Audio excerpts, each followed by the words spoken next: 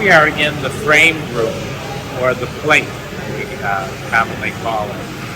Petrof provides all the molds for each particular size of piano, and they take those molds to the foundry where they make the plates. They're quite crude.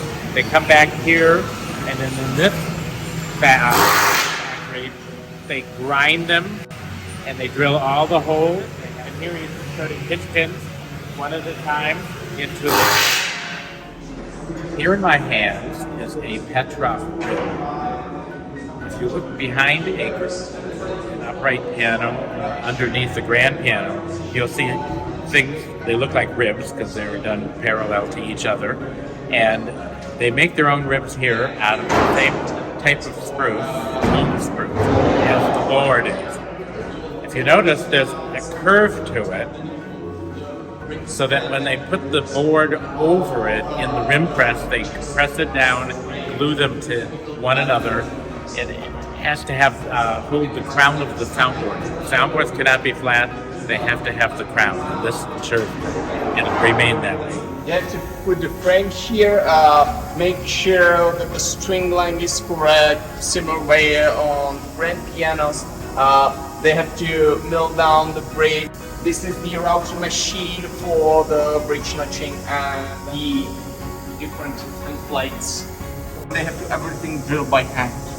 And then when it's done like that, they have to keep dry the paint, and all the bridge pins are hammered in by hand.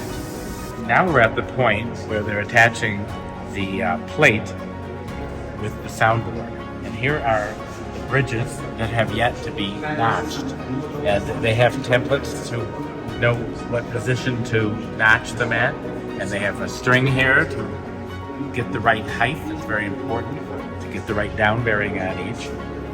And when they're the bigger grands, they do them completely by hand notching. Here they use templates, but it's still a craft in itself. It's an incredible thing.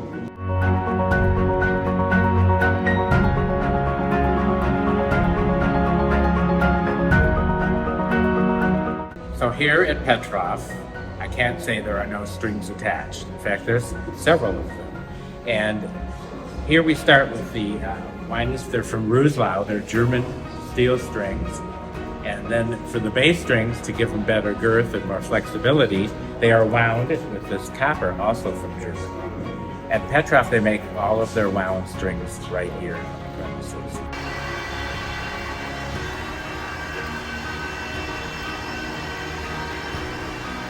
Here we are in the part of the factory where this lady, who's been doing this for 25 years, is stringing this piano by hand. You see the wounding string there, she takes, and then she pulls it and measures the length, and then she attaches it to a pin, counts the pin in, and it's incredible skill that she has, and she's been displaying this for 25 years now.